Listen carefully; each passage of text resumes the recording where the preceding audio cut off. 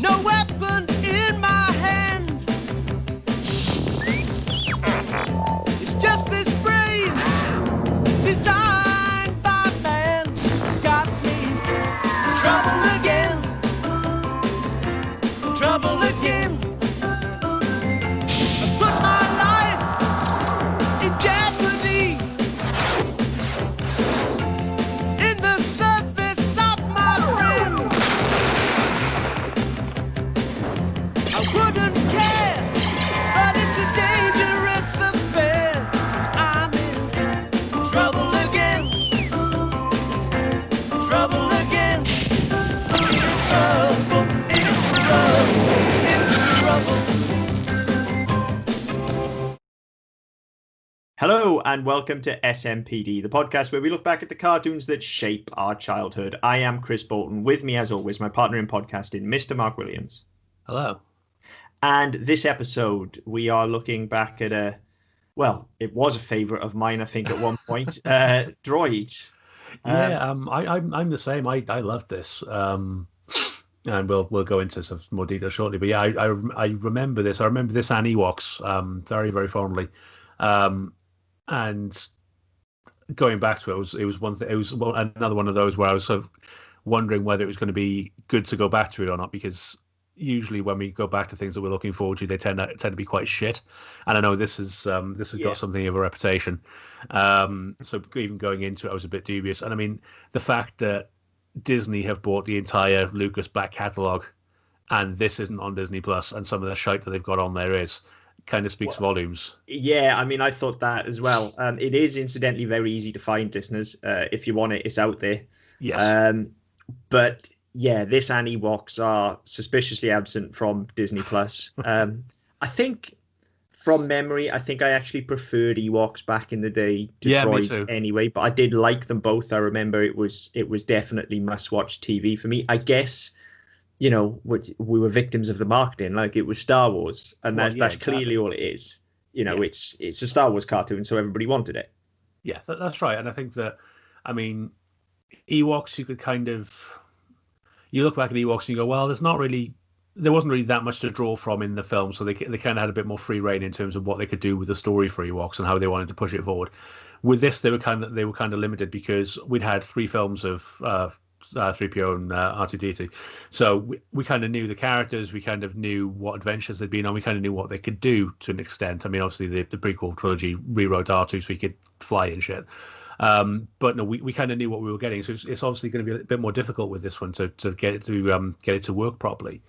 I do have some issues with it, which I'm sure we'll get into shortly. But I mean, you're right. I mean, well, yeah, I was being nice. I have a lot of issues with it. Yeah, I mean, we came back from holiday the weekend, so I've been catching up. So I haven't watched as much as I wanted to.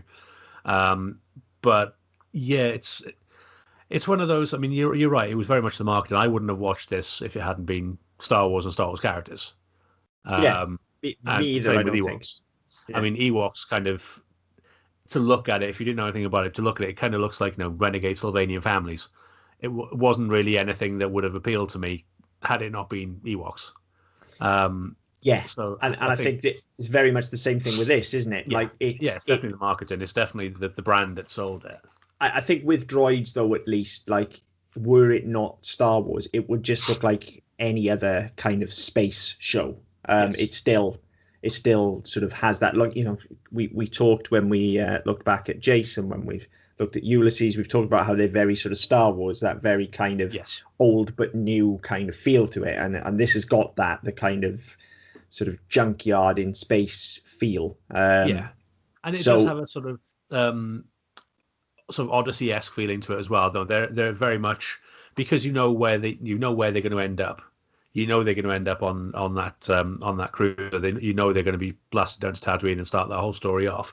So you're kind of looking, and it's something I find with prequel series, even now when you look at things like Hannibal, because you know where it's going to end. You kind of trying to fit that in, but even so, you forgive these characters a lot because you know what's going to come next.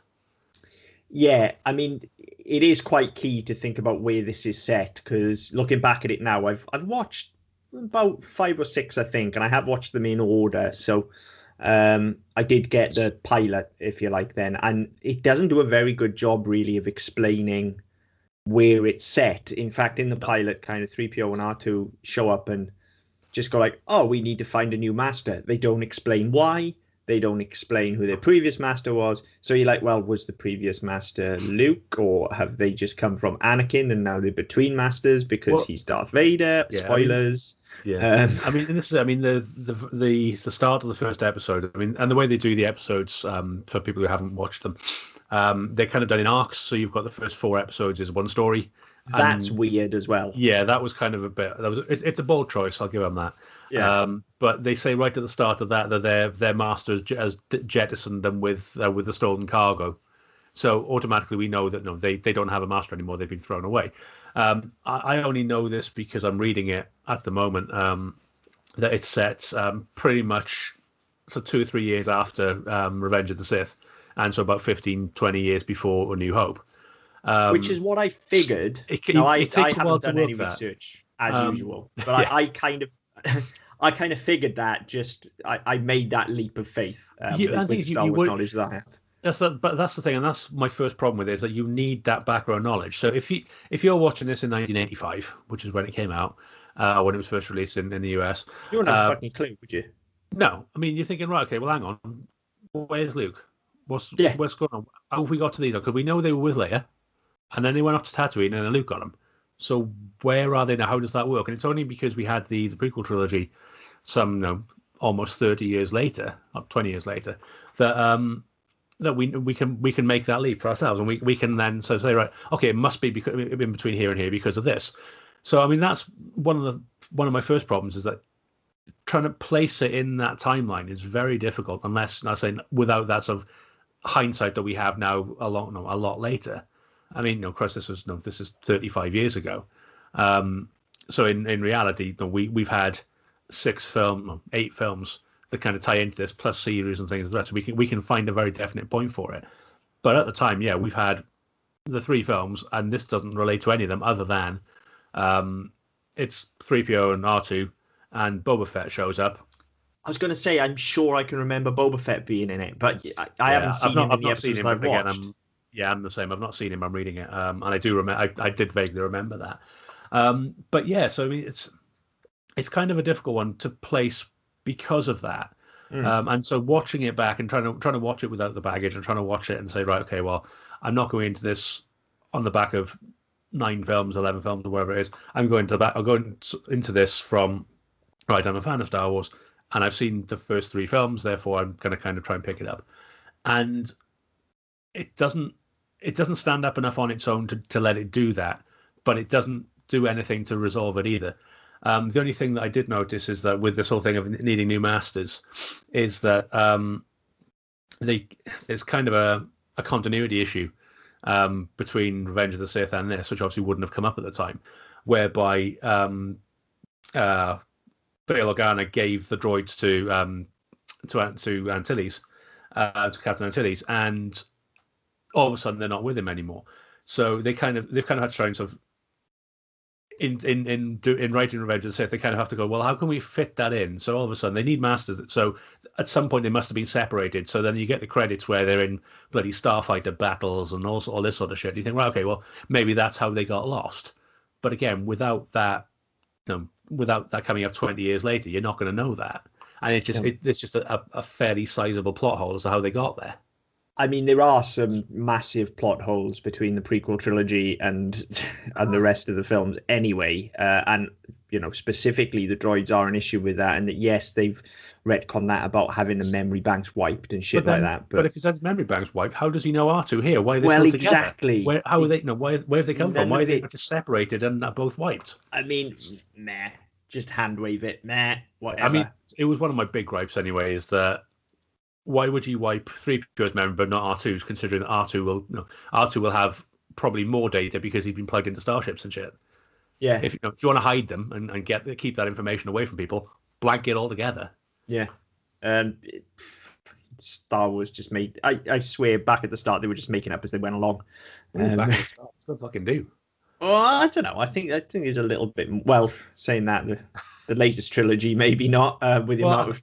Yeah, I mean, direction changes they took. But and the problem with that, I mean, this isn't a general Star Wars podcast, but it's certainly something I've thought about, that they went into it without they didn't have a clear direction for this trilogy. They said, right, well, Abrams can do this one, Johnson can do the second one, and then Trevor can do the third one. But nobody sat the three of them down and said, right, this is your through line. This is what the fucking story is. This is what the trilogy is. And because of that, Rian Johnson clearly wanted to make a completely different film. Yeah. And in my opinion, I'm going to go out on this ledge. Made the best of them. Yeah. Yeah, I'd agree with that. It's not tonally or narratively anything like the book ends. It doesn't fit the other two, and I don't know how it would have fit if Trevor had got to do his, as opposed to the rewrite we had from Abrams. I don't know if that would have worked, but I'm guessing probably not, to be honest. I mean, in my opinion, J.J. Abrams can't tell a story for shit anyway. So he's got lens flare, so he's fine. Yeah. Anyway, this isn't a general Star Wars podcast, as we were saying. So, yeah, I agree. Like, I was a bit like, where does this fit in? But the biggest problem I have with it isn't the continuity. It's just the animation is awful. Considering this has got the Star Wars name behind it, you'd think they'd have thrown some money. But and when I say the animation's awful, I don't mean in that sort of repeated frame kind of way and things. I've talked on this show before about how when people say animation, they think, we're talking about how slick something is or how smoothly it moves. No, it's not that. It's how well observed something is and how these characters are acted. Now 3PO is a robot. And specifically in the films as well, has no way of expression through his eyes other than them lighting up.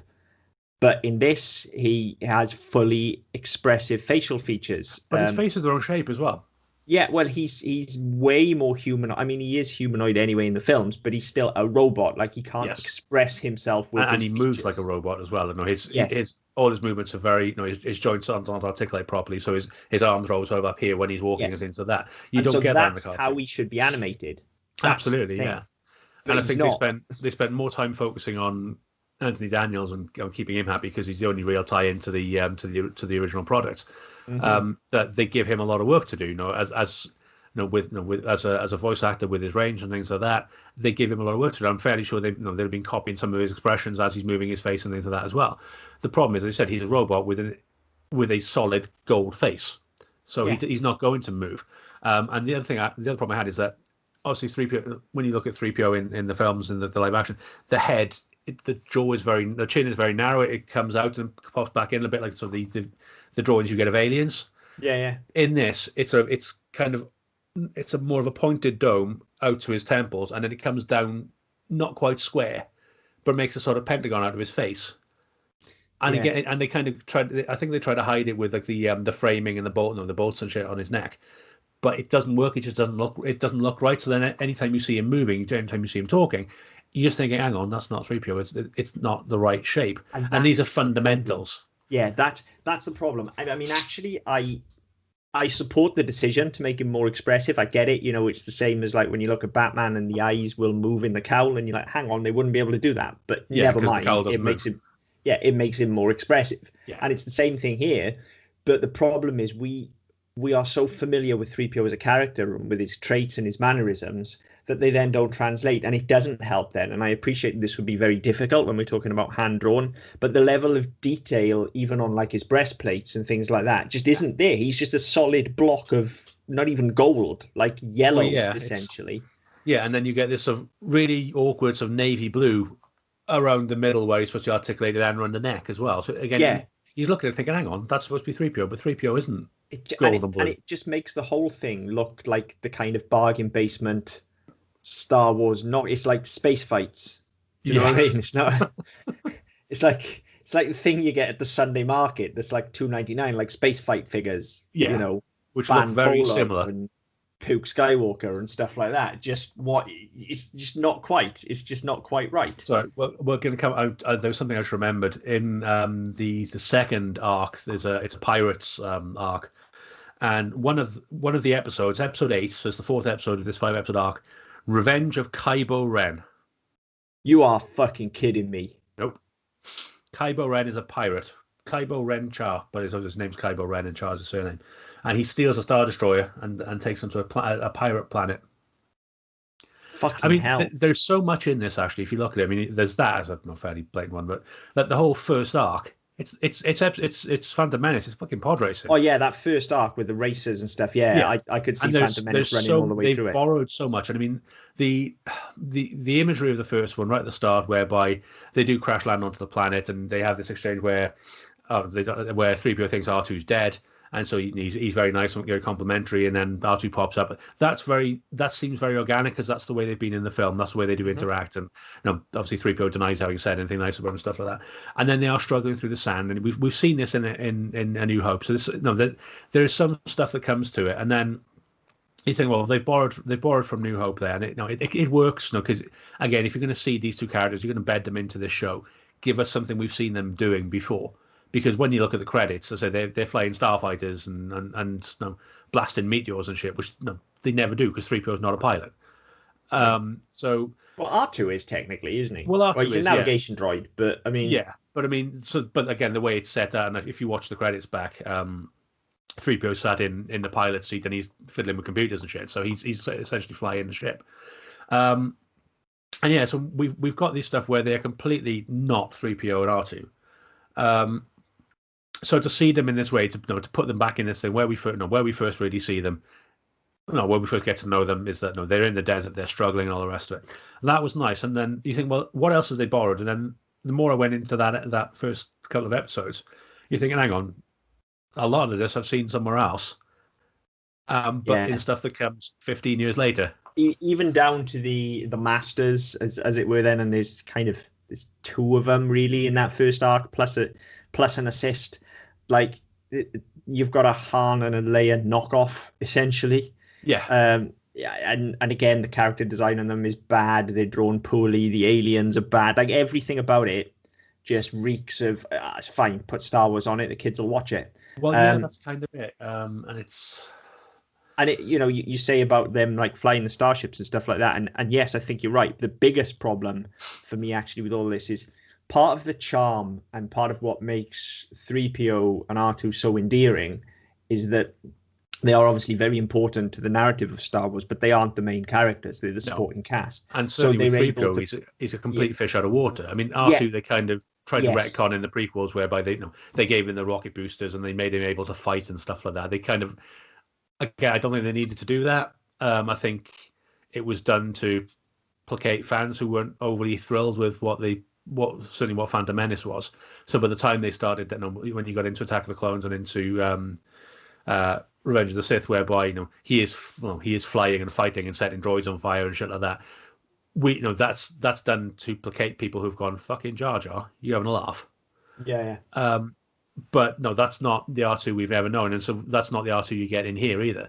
No, that's the thing. They shouldn't be heroes. No, absolutely not, because they're ordinary droids. Because they have to be. They can't be anything else. Because if they were special droids, if they were battle droids or anything else, they'd be fighting. They'd be fighting. They wouldn't be in the position they're in, and probably wouldn't have made it through the war. Yeah, and it's. I think you get this quite often when you see things spun off. Like some characters are just supporting characters, and that's not to diminish them. That is very important. There's a reason why they are supporting. Their performance alleviates the story. 3PO and R2 can always be counted on for a beeline through most of the Star Wars films. And a great deal, I think, of what makes 3PO so endearing is the fact that at every single opportunity, they completely mug him off. In those films, like any time they can make a fool of him, they will. He's a butler droid. Yeah, when he's your lead, you can't do that because he has to be the hero. And I think, when we talked about Fonz and the Happy Days gang a couple of weeks ago, that's kind of the same principle. Thing. Yeah, Fonzie isn't enough of a character to be a lead. There's not enough there, and I think the same. It's not quite fair as to say at 3PO because there's a lot more character development in 3PO than there is with the Fonz, but. You're right. He's not a lead, and he doesn't have that ability to carry. And if he did, he'd have carried more of the film. Kind of the problem is, and again, the reason he's not a lead is, and I don't know why they don't delve into this because droids like R2 and BB-8 have real personality in the Star Wars universe, but like with 3PO, he's kind of one note. As you say, he's this butler droid. He's able to communicate in English because he's a protocol droid as well. So if he's going to be our hero here, he needs to be able to express what he wants and what he needs to want something in order to grow. I mean, he doesn't need an I want song or anything, but he needs a mission. Yeah. And short of we need to find another master, which isn't really a mission. No, because, it's kind of fall over and Sue picks you up. Yeah, exactly. So, I mean, maybe if they find a master and then they were to, rather than have these short arcs, they find a master and then the master has a quest to go on. And so that becomes 3PO's quest. But then for that to work, we need to see him bond with the master, which you can't within an episode. And that's the whole problem is there's no, and yes, I know we are talking about a children's cartoon here, but this is storytelling basics. Like if our hero has to have a goal, otherwise nothing can be resolved. So the fact that he hasn't really got a goal is a problem for me. And it was a problem for me in watching it. I mean, I just got bored. I'll be honest. This bored me. And Star Wars shouldn't bore me. Well, no, that's the thing. I mean, for all anybody has to say about any of the films, 1 through 9, or the spin-off films, they are fantasy escapism set in space. Yes. That should never be fucking boring because nobody has experienced that.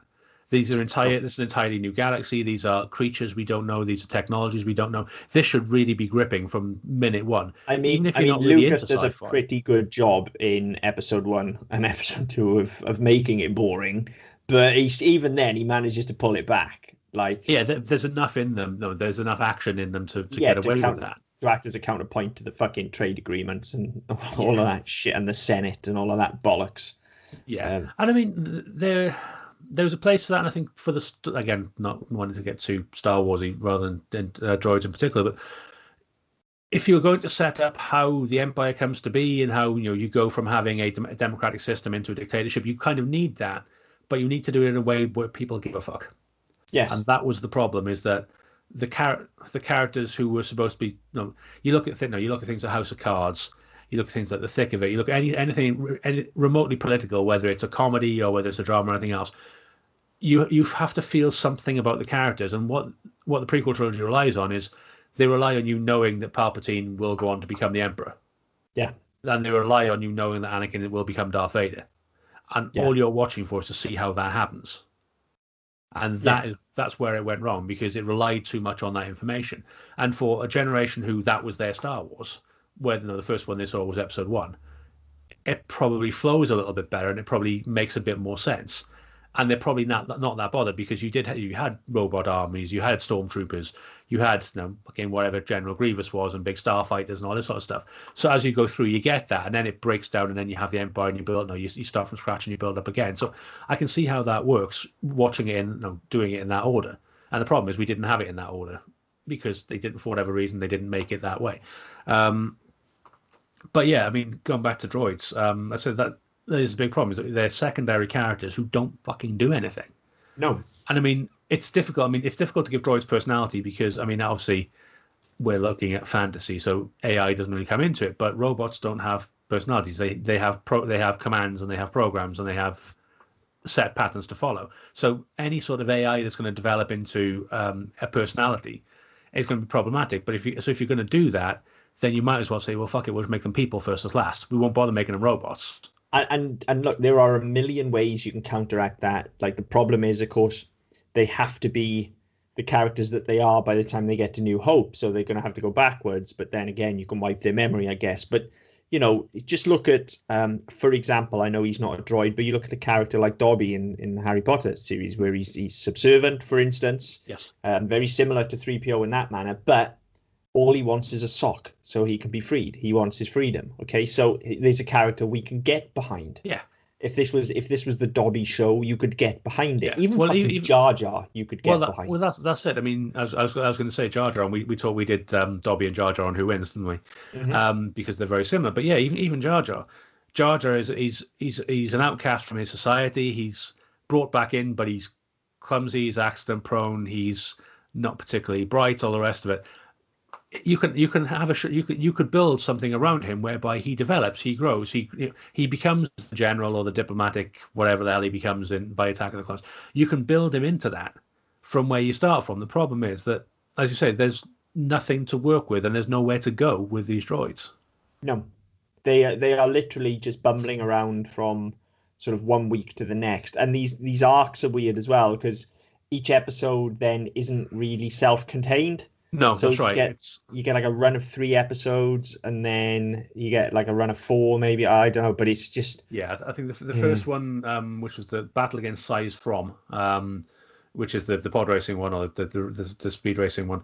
That's 4 episodes. The Pirates one is 5. Then there's one called Uncharted Space, which is 4, and then there was an hour-long special to finish it off. They really didn't make that many episodes then, did they? They made 13 and this hour-long special. So you can call it like 15 episodes total, really, I guess. Yeah. By the time you had if the hour-long special counts as 2 episodes, is what I'm thinking. Yeah, I'd imagine Ewoks was pretty much the same, I'd have thought, wasn't it? I don't know. Ewoks felt like it went on longer to me. Hang on. I mean, I'm sure we'll get to Ewoks. I think Ewoks is had on 2 seasons. Ewoks had 2 seasons, 26 episodes. Plus, like spin-off films and stuff as well. Although, I mean, it's the same franchise, I guess, but not really the same thing. But yeah. Whereas this just had that TV special, as you said. But yeah, I don't know. I thought of Fonz and the Happy Days Gang a lot. It's funny that you should bring it up because I thought of it a lot when I was watching this.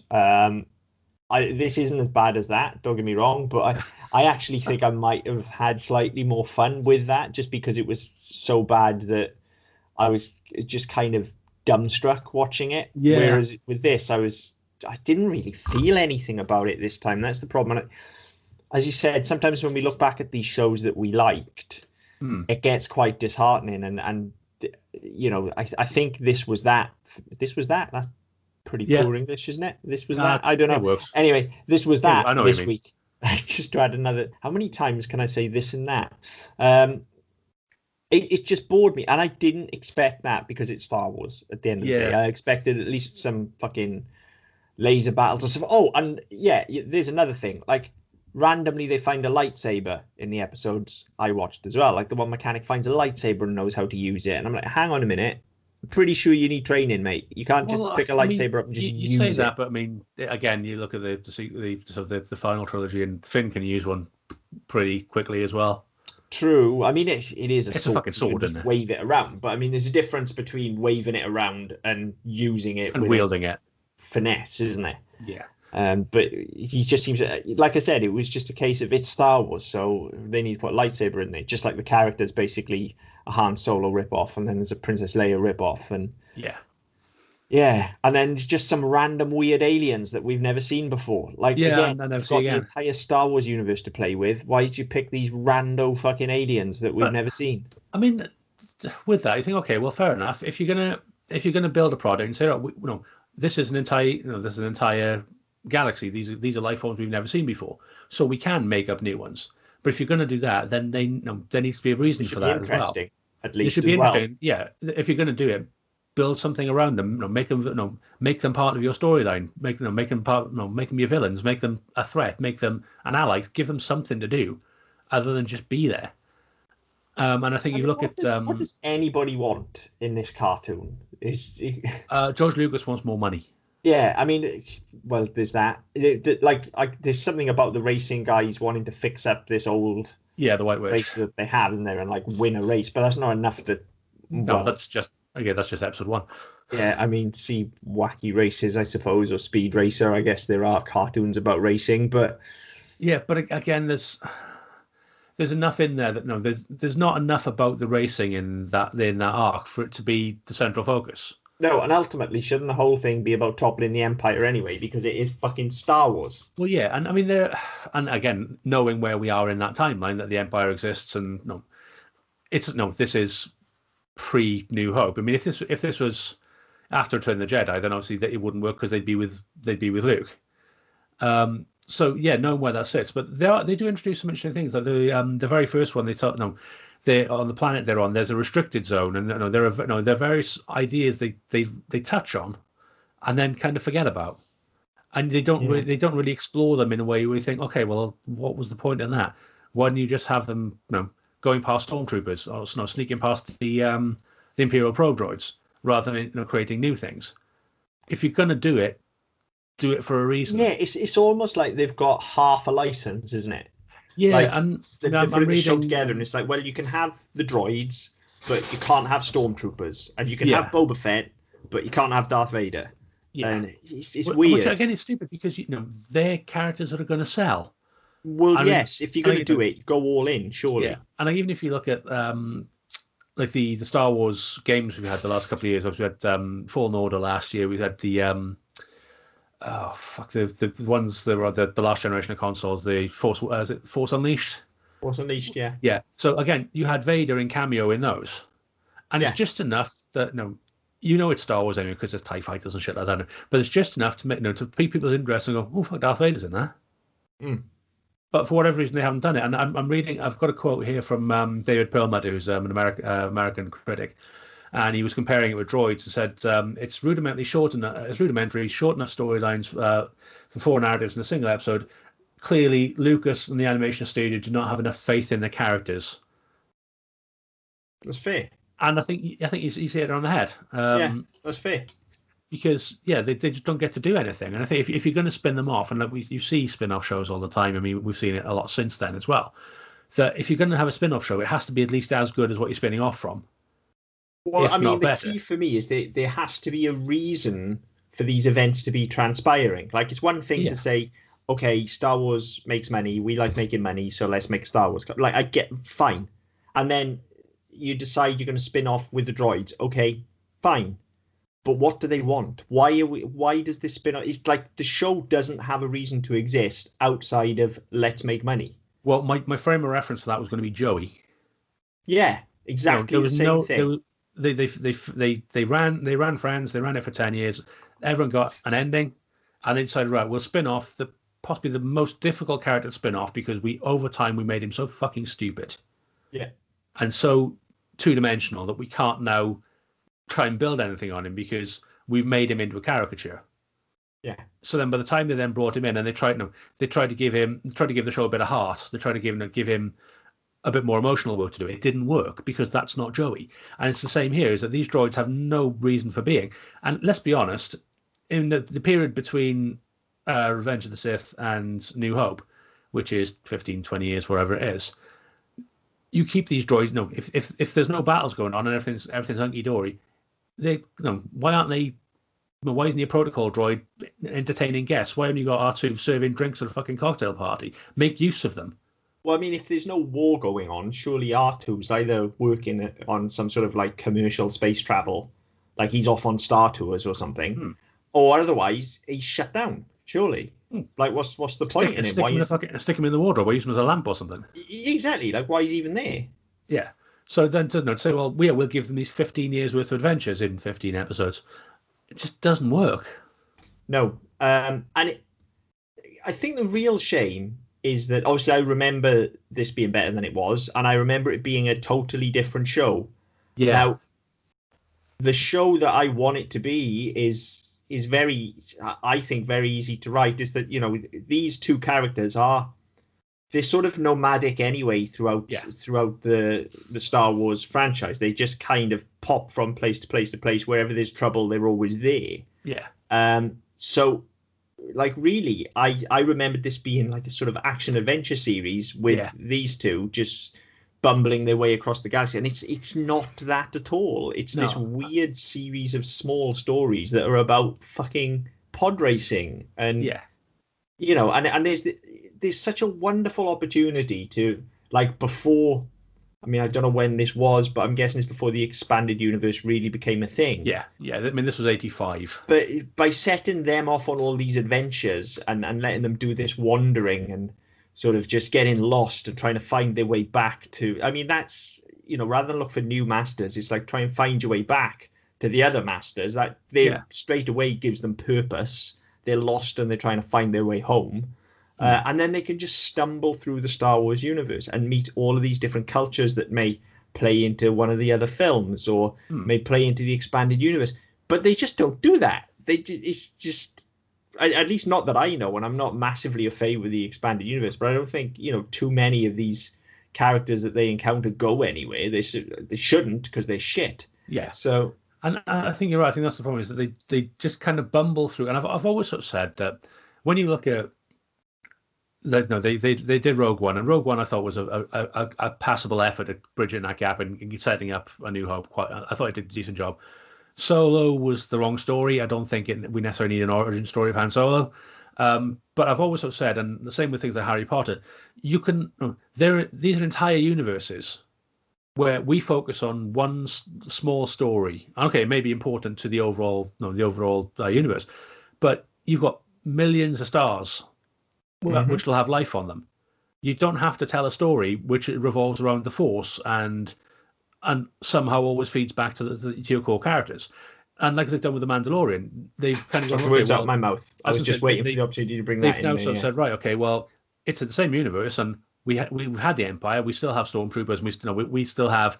I'm not sure when that's. I can't remember if that's set pre episode 7 or not. So I mean, we might be building up the First Order, or maybe remnants from what I don't know. But there's enough in there. You say we're telling a story that hasn't been told before, just with enough nuance to it and enough subtle relation to the original product that people will buy into it and people will get what's going on without being battered over the head with the fact, well, he was the second Mandalorian on the left who didn't get paid because Boba Fett got the contract. He doesn't need to tie into that central narrative all the time. And the same that they've done with Harry Potter, they've done the Fantastic Beasts films. Again, that ties in because they've got Dumbledore in it. You don't need to do that. You can set this on the other side of the planet. It's still with wizards, still with the same spells, the same things, but different problems and different people, and still tell a better story. And they would have been better served with Droids doing that and saying, look, we're going to make a Star Wars cartoon, and these two might pop up a bit like the A-Team. They pop up where there's problems going on, and then they fuck off somewhere else. And I could have swallowed that a lot more than what we got here. And I think I was the same as you. As I remember this far differently. I remember this being that kind of action adventure show whereby you did go week to week to week. Yeah, that's what I thought it was, and they'd been a different place every week, and it's not that at all, and that's a shame. What it actually is just this weird hodgepodge of like bad gags from 3PO and just boring storytelling, and possibly the worst theme tune that we've had on any show since we started looking at things. It's fucking that. It's terrible. Like, it doesn't fit the fucking show. No, it doesn't at all. I don't understand what that theme tune's supposed to be. I don't. Who made the choice? Who, like, somebody sat in a room and went, well, yeah, that's the one. Stuart Copeland wrote and performed it. I don't give a fuck. But that was, it's like, it's still bad. You take a boring ensemble like the Police, and you take the most boring fucker from there. Well, I mean, this is the thing, isn't it? It's like there's only. I mean, even U2 would be better. Do you know what I mean? Like, and that's saying something. Yeah. But I don't care if you get a megastar. And at the time, to be fair, this was early '80s, so the Police were fucking huge. Okay, so that's a big get. But it still doesn't make it good. I'm sorry, it's just not good. It's fucking terrible. It is. It's awful. I mean, we're talking, and we've got this much wanted theme songs episode coming, and that's going to be the best ones. Whereas if we were doing certainly of the shows we've done so far, if we were to do a worst theme song episode, this would be right up there. I can't think of a worse one off the top of my head. I can't off the top of my head, but there may well be one that's as bad. But we'll have to go back and look. I mean, we haven't done Ewoks yet. Let's see how there's that. pans out. But yeah, I can't remember the theme to Ewoks, actually. No, I couldn't remember this one, actually. When this came on, I was like, oh, okay, that's what that is. Yeah, I couldn't either, and I wish I could forget it now. And it's rare, actually, because like normally when we talk about stuff, we can normally remember the theme song more than the show. So generally, as soon as we suggest a show, it's the first thing that pops into my head is the theme song. And then, over the course of editing these shows, I'll listen to that theme song 5 or 6 times in very rapid succession, so it gets very earwormy. I'm not looking forward to doing that with this. Like last episode with Powerpuff Girls, that was a joy. Like even by the time I'd finished, I was just like, I'll just play it again. I'll play the Powerpuff theme again. I love it. It's brilliant. I'm not going to get that with this at all. I am. You probably haven't heard much of the theme at the start of this episode, listeners, because I am just going to want to cut it short as soon as I can. I just want to be out of that theme. It's fucking. I may even just chuck the fucking Star Wars theme on instead. Just fuck it. Who cares, right? Well, yeah. it's not great. Yeah, it's. I mean, I'm reading about it now. So I'm reading the wiki page, and they've made quite a big thing about the fact that Stuart Copeland did the theme. And I think I wouldn't be fucking proud of that. I've got to be honest. I mean, that's weird in itself as well, isn't it? Because this is the early '80s and you're Star Wars. Why do you need to brag that you've got Stuart Copeland doing your theme? Like you're the biggest fucking thing on the planet. That's enough. It's Star Wars. That's enough. That's the only get you need. This is a Star Wars cartoon. Well, that's it. And you think you partly thinks, well, was it a licensing issue? But you think, well, Lucas is licensing the whole thing. He owns it. Even though John Williams has performed it and written it, Lucas owns it. It's the same with those characters, though, isn't it? There's got to be something weird with the licensing here that we just haven't been told or we haven't found. There's got to be something weird going on with the licensing. It's possible that the licensing was too expensive, so people went, well, we don't want to pay for a show with Luke Skywalker in it because you're going to charge us up the arse for it. Give us some secondary characters. But then again, just fucking make space fights instead. Well, yeah, that's it. Fine, honestly. Like, okay. And you're at a time where people will lap that shit up anyway because Star Wars has just finished. Exactly. People will be looking to fill that void. And realistically, okay, a big name like that, generally, you're going to be looking to do two things. You're going to sell toys, you're going to sell advertising. That's because that's why the kids are tuning in, right? I mean, pretty sure Star Wars didn't need any fucking help to sell toys. Right, no, so I think they did all right on that score. That one out, and it's not like they even design any new aliens or anything. Like I said, to kind of sell extra toys, so that one can be ruled out.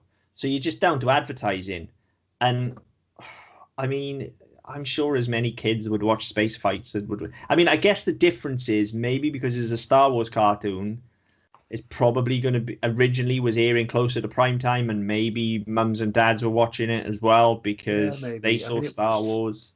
So yeah, I'm trying to think who it aired with in the US. It was on BBC here. I know that. It was definitely BBC. This and Ewoks were both BBC. Yeah, and they ran twice, didn't they? They ran 86 to 88, and then doubled back on it. I remember it being on of an afternoon, and I want to say it was a Monday afternoon. It was on. Because I remember watching it before going food shopping, and I would not leave to go food shopping until Droids had finished. There you go, that makes sense. Yeah, it was screened on Children's BBC. Entirely it was shown twice within 86 to 88. It was rebroadcast to coincide with the original trilogy and Droids being released on VHS in this country. So yeah, even then it was kind of cynical the way it was broadcast as well. It was broadcast on ABC in the US with Ewoks. That makes sense. It was done as the Ewoks and Droids Adventure Hour. Get this. It debuted in 1985 as part of a fitness special hosted by Tony Danza and live-action versions of the Droids. What is that? I don't know. I want to find that. So, I mean, when you say live-action version of the Droids, though, that's just 3PO and R2. Yeah, it's just going to be people in suits and in big fucking rubber suits going, da, da, da. Well, no, presumably it's 3PO and R2 rather than... I mean, they're built. They're physical things. They are, but again, it's how much ABC would want it to pay to use them. Well, I guess, yeah. We'll in for a penny and for a pound. Well, yeah. If I can find it, I'll put a link to it in the... Maybe it's just Anthony Daniels spray-painted gold. Just like in a little pair of pants and just paint him gold. Just paint him up, get him on camera. I think I had better lead the way, R2. Ah, here we are. What? No, R2, they are not stagehands. Now come along.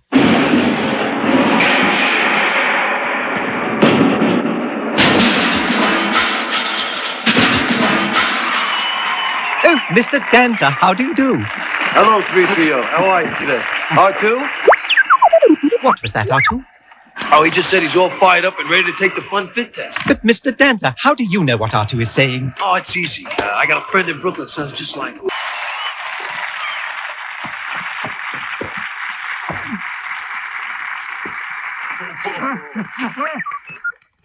That was an incredible performance, Miss Retton.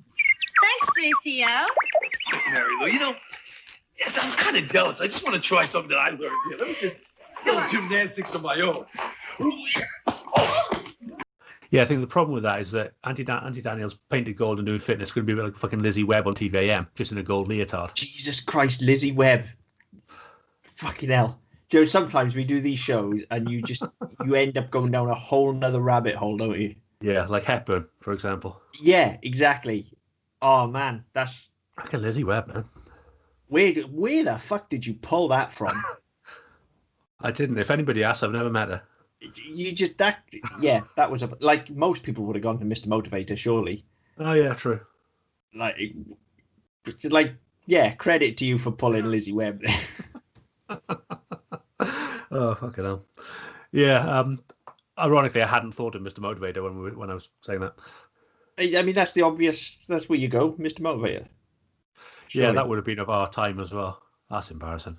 Well, no, I mean, I can remember Lizzie Webb, but I'm a little bit older than you as well. She was on before All in Rat. Yeah. Fucking hell. You've sent me down, seriously, you've sent me down a rabbit hole now. I'm gone. Like, I've images of perms and all sorts flying around in my head now. Yeah. Droids. Droids, yeah. Anthony Daniels spray painted gold. That's where I'm not sure that's much better, to be honest. No. So you'd think though, like you saying they did like a live action special, like surely because this is after the Christmas special, right? So when was that? That was 80... They've been burned by this already. Like you think they'd have fucking learned not to do that? Yeah, the holiday special was late 70s, wasn't it? Yeah. So you think they'd be like, oh no, let's not touch that with a fucking barge pole. Yeah, but Lucas loves money. We all love money. Yeah. Let's be fair. We all like money. Yeah, apparently so. But I mean, how much does he actually have? Like, he hasn't had a lot to do with this show, has he? I know he's credited as writer. He's an EP. He's an EP, but he's not. He doesn't. He doesn't do a lot. Something like, wasn't it all kind of written by somebody who was like third AD or a sound designer or something bollocks like that? There is actually a Star Wars creative behind it. It's not just like a random writing team. Ben Burt was one who was a sound editor. Who basically worked with Lucas on everything. The Star Wars on Indiana Jones, and Peter Sordo was the other one who did Care Bears, Bar. Yeah, he did all right. He was a creative TV exec. He did a few bits, but yeah, it's kind of, I can't remember what we looked at. I think it was on Better Than Mario. One of the things we looked at was somebody who filmed like part of the Tatooine stuff for episode 1. Basically got an entire movie on the back. I think, was it Battlefield Earth? Might have been. It kind of smacks of that, where you think, well, there's a very, very tenuous connection, so we'll just kind of go with it. Yeah, like if you want to write a show, get a writer. Like, don't. I'm sorry if that sounds bitchy, but like, don't go to the fucking sound editor and go, "Hey, do you want to write a whole show about Droids?" Well, yeah, why not? I mean, he. I'm just reading about Ben Burt now. He wrote liner notes for Shadows of the Empire soundtrack, which referenced some of the stuff he did in Droids. He made cameo appearances in episode 1. References the animated series made in the prequel, such as the Bunter Eve Classic, so the pod race. Funny enough, in this. Planet Pod, there's a 4-armed cook in Attack of the Clones, and the wheel bike that General Grievous had. They all pop up in very basic forms in this show. So I mean, the guy's creative chops are sort of, no, he's done some bits and they've been carried over. But have they though? Have they been carried over from this, or is that just Lucas kind being lazy? Fortuitous happenstance? Like later on down the line, they're going, let's design this bike, and they design it, and and that kind of shit happens. How many times have we hit on what we think is a fantastic original idea, and we're about to start writing it, and then the fucking film comes out because it's just out there in pop culture at that time, that it's just there in the zeitgeist, and the same thing could have happened here. It's just, you ask a creative team to come up with a cool looking space bike, and there's only so many iterations of a cool looking space bike that you're going to get, and the coolest one is always going to look like the coolest one, so they're going to look fairly similar. The Bunter Eve Classic, that's. But again, that's it's permissible because it's part of the same universe. You can get away with that if you do it in such a way. You make an event out of this. You make this the biggest this is the biggest race of the wouldn't be a year, but what in the galaxy or in that star system. This is the biggest thing. across all the planets, everybody comes for the Budrio Classic. Fine, you make a thing out of it, but you have to make the thing out of it in order for it to pay off. If you don't bother with that, just dropping a name doesn't mean anything. No, not at this point anyway. Like maybe now after we've had after we've had Menace, then maybe. But here, like, you're not really world building at this point, are you? No, and this is just let's sell some adverts to kids. This is Lucas being lazy later on and going, "Oh yeah, we had a race in that shitty cartoon I put the name on. What was that called? Yeah, that'll do. Yeah, and we'll just chuck it on." Incidentally, the bike that General Grievous has, the sort of the round design. I always think of the thing in South Park that Mr. Garrison designs, where instead of having a seat and handlebars, you steer it by sucking on what looks like a cock, and then you sit on one that also looks like a cock. It always reminds me of that. Yeah, I can see that. I can see that. Again, that was just out there in the zeitgeist. Yeah, I mean, I don't think I've got too much more to say about Droids. Honestly, like the animation is fucking awful. The theme tune is fucking awful. The writing is fucking awful. The voice talent, aside from Anthony Daniels, is fucking awful. To be honest, even Anthony Daniels is chewing fucking scenery at this point. Well, that's what he does, though. He does, but he does anyway. But it's noticeable here, and for it to be noticeable where you've got a character like that, it's a problem. And again, I think part of it though is I don't think his performance is any more exaggerated than it would be on film. The problem is it's not on film and it's being animated, and on film he's very expressive, but he's marred by the kind of robot movements of 3PO and the fact that his face is completely opaque. Whereas here you've got these animators giving him crazy zany eyes and he's moving fluidly and he can just sort of jump out of his skin or his robot skin, his metal. You know, like, and that combined with that performance, then all of a sudden he's pitching to the stalls because he hasn't got the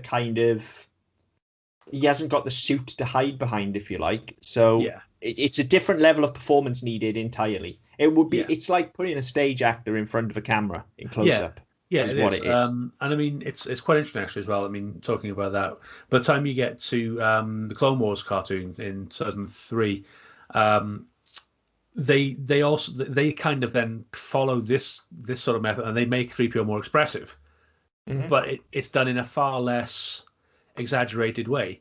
No, it's as I say, it's not a stage actor pitching for the stalls. It's done in a way we kind of expect, and we having now had at that point had 5 Star Wars films, with all of which feature 3PO, we kind of know what to expect. And what's his name? The guy who did that I'm not going to try and pronounce it, Gendy something. But yeah, the way he's done, the way it does that, it's a lot more effective, and a lot of that will be down to technique, and a lot of that will be down to technology. But there's a lot more nuance to the character of 3PO. Which, if anything, if we'd had that version, even if the animation was as crude as it is, even if we'd had that version of the character which is toned down and it's a lot more muted and a lot more sensible, and a lot more authentic to the character we've had, I think we'd probably be a lot more forgiving than we are necessarily of what we get. I think so. And also, of course, with Clone Wars, again, they are supporting characters. Yes. And you talk about kind of whether it's the technique and things with animating it, like that is a show that has to deal with animating robots on a weekly basis. Like most of the villains are robots, but they all have personality and character. They manage to get that out of those robots, just by the way their head moves. But they don't express by talking and opening and closing their mouths. They're still stoic. They're still stony faced, but they'll move their head when they're talking. Yeah, or they might speak with their hands or things like that. Yes, that's the kind of attention to detail that we're missing in Droids, whereas instead we get the wild, zany facial expressions, which are more at home in something like Animaniacs, to be honest, than they are in fucking Droids. Yeah. never mind the fact that really, even though it is 3PO and R2 as well, like the humor should be downplayed a lot more than it is as well. Like I know it's a kid show, I know it's those two, but ultimately what we want is action and adventure and peril, not fucking 3PO falling over every 5 minutes. Yeah, let's face it, we want laser swords and spaceships. Yeah, that's what it says. Star Wars. That's what I want. Yeah, I mean, if you look at any of the Star Wars spin-offs that have been, I mean, neither this nor Ewoks went into canon. They were disregarded in 2014 when. That fucking tells you something as well, doesn't it? Yeah. No, it's not considered canon, even though fucking Lucas was behind it. Not he wasn't behind it, but he was certainly on board with it. But you look at any of the stuff that's come out, any of the books that have come out, in the extended universe, any of the games that have come out in the extended universe. None of them are about droids going off on wacky adventures. Droids are always sidekicks. I mean, look at Fallen Order as a prime example. It's a very good droid in that. And he's fucking awesome. He's one of my favorite characters in all of Star Wars. That little droid has its own character. It's unique enough. Yes, it speaks like R2. It chirps and beeps and all that rather than speaking, and it projects stuff. But it's different enough and it's useful enough that you can use it. You can use it to use as on a zip line and things like that. Which It's just something different that we haven't seen before. But the droid is not the central focus. No, and again, when we talk about expressing character through droids and stuff, yes, that one doesn't speak. It's like R2, it's all beeps and boops. But if, for instance, the interstitials between sort of loading maps in that game, you kind of get on the ship and you take off. And if you go to the cockpit, like Grease and everybody else, they'll all talk to you. And while you're having the conversation, just keep your eye on that. That droid is a little Jason Mewes scene-stealing motherfucker. And the character that he gets, because he'll be sat just sort of on your shoulder and you're in kind of the navigation chair, and he'll just be randomly sort of peering over and punching buttons, and he's just like this mischievous little dog, and all of this character comes out in him through the animation. Yeah. And there's bits as well, like when you're on your missions, and like when you first meet him on Bogano, and like you come across the fauna that's there, and he is scared of things, and he cowers from things, and he's brave with some things that are little. Again, there's just little some. He's a little scrappy do, but less annoying. Yes. Actually, no, not less annoying. A lot less annoying. But yeah, no, there's character, and they've. I mean, I don't know whether that's evolution of animation and evolution of character in games and things like that, but for whatever reason they've done this in 1985, and it's like they've gone, right, well, we can draw, let's make a show. What are we going to make it about? I don't know. Yeah, I mean, we say that, but like R2 in the show feels like R2, like, and again, maybe that's because it's because he doesn't speak, and and he hasn't got a face to animate, but he's very expressive anyway. Yes, they have to express him through movement. And I feel like if they'd have just put the effort into doing that with 3PO, I'm still not sure this would have been a fantastic show, but it would have improved it massively if they had just had the courage of their convictions and worked that bit harder to let him express like a robot, essentially. Yeah. And it would have made it would have made him funnier, because that's part of why he's so funny as well, is because he's very prim and proper, and he walks like he's got a stick up his ass when you see him in live action, and that fits the character, and that's why it's funnier when he gets brought down a peg. Yeah, but you don't get that here. The humor in this is that he falls over. Yeah, a lot. I remember we had a conversation about one of the Bridget Jones films, which is look at the fat bird fall over for 90 minutes. Yeah, and that's kind of what this is. It's look at the obnoxious droid get knocked on his ass again. Yeah, and that's not big or clever. No, and it's certainly not something you build a franchise on. Nor is making fat people fall over. We're not saying that's a good thing. No, I fall over. I don't need to be made to fall over. I fall over anyway. I used to just wobble, but now I lost a bit of weight. You're not a weeble anymore. No, now I fall down. But yeah, I mean, hang on. That works the other way, doesn't it? You are a weeble now. No. Now you wobble, but you don't fall down. I used to wobble and not fall down. Now I do fall down because I'm not as fat anymore. Right. Okay. I'm confused. I'm still fucking fat. It's fine. I'm tired. It's been a long bank holiday weekend that's involved a lot of DIY. I'm tired. My brain can't focus on weebles, especially not when I'm still thinking of Lizzie.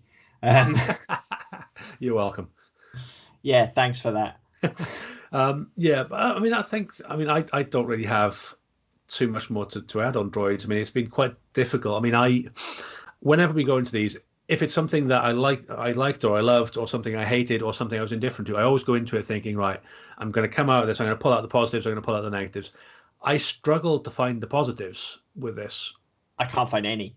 Genuinely, it says Star Wars above the title. But even that, it's not Star Wars. I mean, the only positives I did find is you can see where they've nicked bits from. Let's say, the name Kylo Ren obviously is something that's quite hard to hide.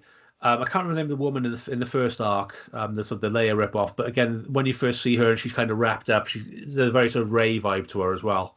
So there's yeah, I can see that. There are bits like that. No, there's I said, no, they have introduced some. They introduced some nice things which they could have really expanded on, but didn't. And I think there was a missed opportunity there.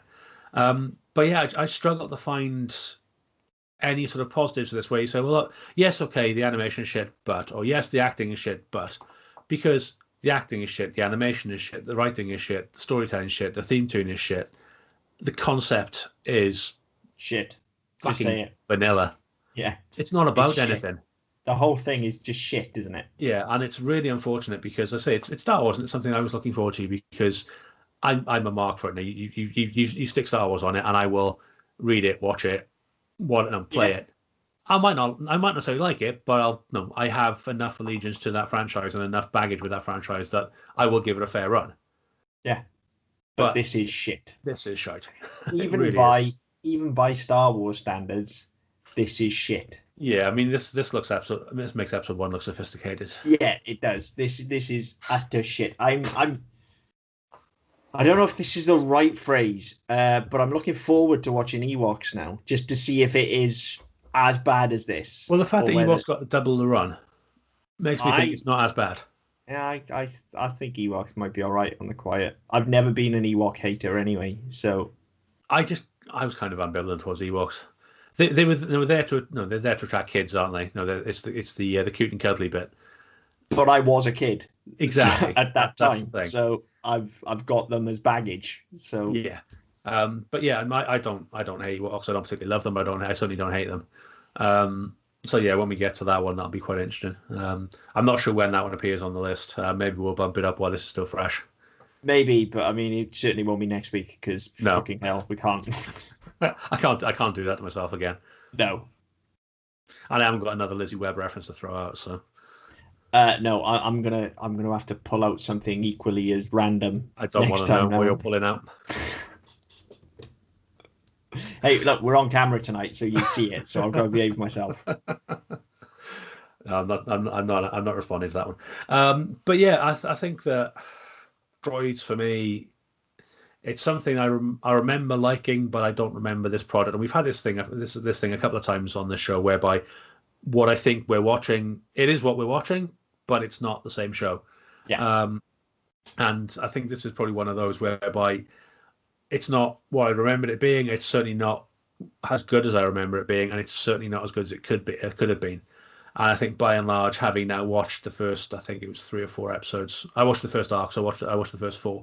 I'm now kind of thinking I'm done. I don't need to watch this again. I'll never watch the rest of it. No, I'll never watch this again for the rest of my life. I mean, to be fair, I've not watched it for the last 25 years, so 35 years. So since I saw it as a kid, I've not gone back and harked and sort of pined for it and wanted to find it again. So now I've been there, done that, and I can happily burn it from my brain. Yeah, this is poor.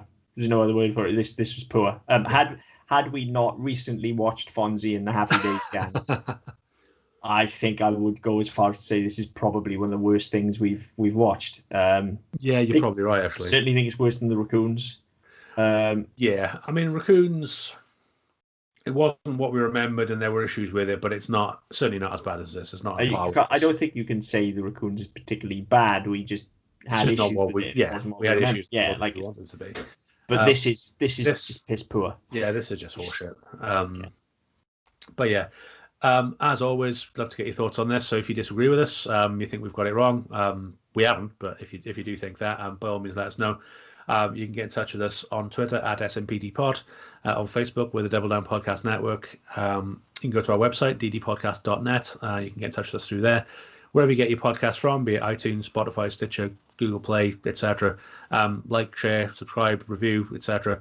We'll get back to you as best we can. And we love the feedback. We love talking to you guys. So if you do think we've got it wrong, we've made a mistake, or you want to you want to add to the scorn we've already thrown on us, then please by all means.